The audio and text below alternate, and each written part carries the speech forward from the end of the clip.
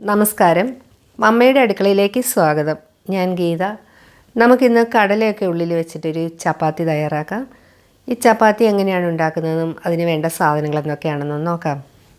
ഇതിനു വേണ്ടി 2 ഗ്ലാസ് ഗോതമ്പ് പൊടി എടുത്തിട്ടുണ്ട്. അതുപോലെ 2 ഗ്ലാസ് വേവിച്ച വെള്ളക്കടലയും എടുത്തിട്ടുണ്ട്. ഇതിൻ്റെ കൂട്ടത്തിൽ നമുക്ക് സവോളയും ഇഞ്ചിയും വെളുത്തുള്ളിയും പച്ചമുളകും കറിവേപ്പിലയും വെള്ളവും വെളിച്ചെണ്ണയും ഉപ്പും വേണം. കൂടാതെ 1 ടീസ്പൂൺ മുളക് പൊടി, 3/4 ടീസ്പൂൺ മല്ലിപ്പൊടി, 1/4 ടീസ്പൂൺ വെച്ച ഗരം മസാല, കുരുമുളക് പൊടി, മഞ്ഞൾപ്പൊടിയും വേണം. ആദ്യം നമുക്ക് ഈ മാവ് സാധാരണ ചപ്പാത്തിക്കുള്ള മാവ് കുഴച്ചെടുക്കുന്ന പോലെ അല്പം ഉപ്പും വെള്ളവും വെളിച്ചെണ്ണയും ചേർത്തൊന്ന് കുഴച്ചെടുക്കാം. ഇതിവിടെ ഇരിക്കട്ടെ. നമുക്കിനി ഫില്ലിങ് തയ്യാറാക്കാം. ഇതിനു വേണ്ടി ചൂടായ പാനിലേക്ക് അല്പം വെളിച്ചെണ്ണ ഒഴിച്ചിട്ടുണ്ട്. ഈ എണ്ണയൊന്ന് ചൂടായി കഴിയുമ്പോൾ നമുക്ക് ഈ ഇഞ്ചിയും വെളുത്തുള്ളിയും ചതച്ച് ചേർക്കാം. ഈ സവാള ഞാനൊന്ന് മിക്സിയിൽ അടിച്ച് വെച്ചിരിക്കുകയാണ്. അതുപോലെ കറിവേപ്പിലയും പച്ചമുളകും ചെറുതായി നുറുക്കിയെടുത്തിട്ടുണ്ട്. ഇനി ഇഞ്ചിയും വെളുത്തുള്ളിയുടെയും പച്ചമണം ഒന്ന് മാറുന്നവരെ ഒന്ന് വഴറ്റിയെടുക്കാം. ഇനി ഇതിലേക്ക് ബാക്കി സാധനങ്ങൾ ഇട്ട് കൊടുക്കാം.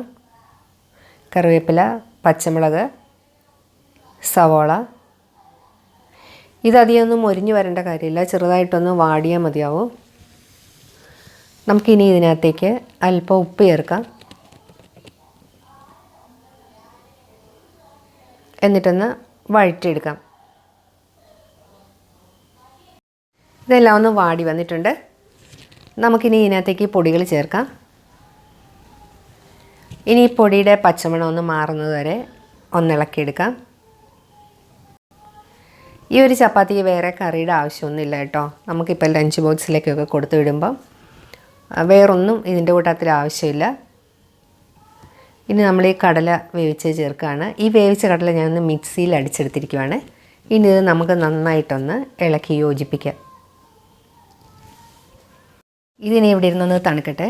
അപ്പോഴേക്കും നമുക്ക് ചപ്പാത്തി ഉണ്ടാക്കാം. ഈ ചപ്പാത്തിയൊക്കെ ഒന്ന് നമുക്ക് പരത്തിയെടുക്കാം. ഇതിനുള്ളിൽ വെക്കാനുള്ള കടലയുടെ മിക്സൊക്കെ നന്നായിട്ട് തണുത്തിട്ടുണ്ട്. ഇത് നമുക്ക് ചപ്പാത്തിയുടെ ഒരു സൈഡിലായിട്ട് വെച്ച് കൊടുക്കാം. നമ്മുടെ ആവശ്യത്തിനനുസരിച്ച് വെച്ച് കൊടുത്താൽ മതിയാവും. എന്നിട്ടിനി ഇതിൻ്റെ ഈ അരികു ചേർത്ത് അല്പം വെള്ളം തൊട്ടൊന്ന് നനച്ചെടുക്കാം. ഇനി ഈ ചപ്പാത്തിയുടെ ഈ ഭാഗം എടുത്തങ്ങോട്ട് മടക്കി വെച്ചിട്ട് പതുക്കെ ഒന്ന് പ്രസ് ചെയ്ത് കൊടുക്കണം. അപ്പോൾ ഈ ഫില്ലിംഗ് ഒന്നും പുറത്തു പോവില്ല. ഇനി ഇതല്ല എന്ന് വെച്ച് കഴിഞ്ഞാൽ നമുക്കൊരു ഫോർക്ക് വെച്ചിട്ട് പതുക്കെ ഇങ്ങനെ പ്രസ് ചെയ്തെടുക്കാം. നമുക്ക് ബാക്കി എല്ലാ ചപ്പാത്തിയും ഇതുപോലെ തന്നെ ആക്കിയെടുക്കാം. കണ്ട. ഇനി ഇത് നമുക്ക് ചുട്ടെടുക്കാം. ഇനിയിപ്പോൾ ഈ ചൂടായ പാനിലേക്ക് നമുക്ക് വെളിച്ചെണ്ണ തേച്ച് കൊടുക്കാം. വെളിച്ചെണ്ണയ്ക്ക് പകരം നെയ്യ് ഉപയോഗിക്കാം കേട്ടോ. ഇനിയിപ്പോൾ ഇതൊന്നും ഇല്ലയെന്ന് വെച്ചും കുഴപ്പമൊന്നുമില്ല, അല്ലാതെയും നമുക്ക് ചുട്ടെടുക്കാം.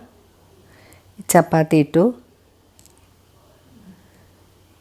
ഈ ചപ്പാത്തിക്ക് വേറെ പ്രത്യേകിച്ച് കറിയൊന്നും വേണ്ടെന്ന് പറഞ്ഞില്ലേ. നമ്മൾ യാത്ര പോകുമ്പോഴൊക്കെ ഇത് വളരെ എളുപ്പമാണ് ഇത് കൊണ്ടുപോകാനും നമുക്ക് കഴിക്കാനും ഒക്കെ.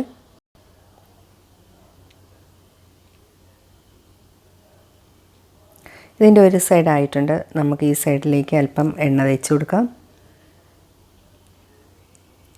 എന്നിട്ടിതൊന്ന് മറിച്ചിടാം. നമുക്കെന്നിട്ടിത് തിരിച്ചും മറിച്ചിട്ട് ചുട്ടെടുക്കാം. ഇതിൻ്റെ ഈ സൈഡും കൂടെ ഒന്ന് കല്ലിൽ വെച്ച് ചൂടാക്കാൻ നോക്കണേ. ഇപ്പം നമ്മുടെ ചപ്പാത്തി റെഡി ആയിട്ടുണ്ട്. നമുക്കിത് പ്ലേറ്റിലേക്ക് മാറ്റാം. ബാക്കിയുള്ള ചപ്പാത്തിയും നമുക്കിതുപോലെ തന്നെ ചുട്ടെടുക്കാം. 2 എണ്ണം വെച്ചിടുവാണ്. അപ്പോൾ ഈ ചപ്പാത്തി ഇഷ്ടമായാൽ എൻ്റെ ചാനൽ ഇതുവരെ സബ്സ്ക്രൈബ് ചെയ്യാത്തവരൊന്ന് സബ്സ്ക്രൈബ് ചെയ്ത് സപ്പോർട്ട് ചെയ്യണേ.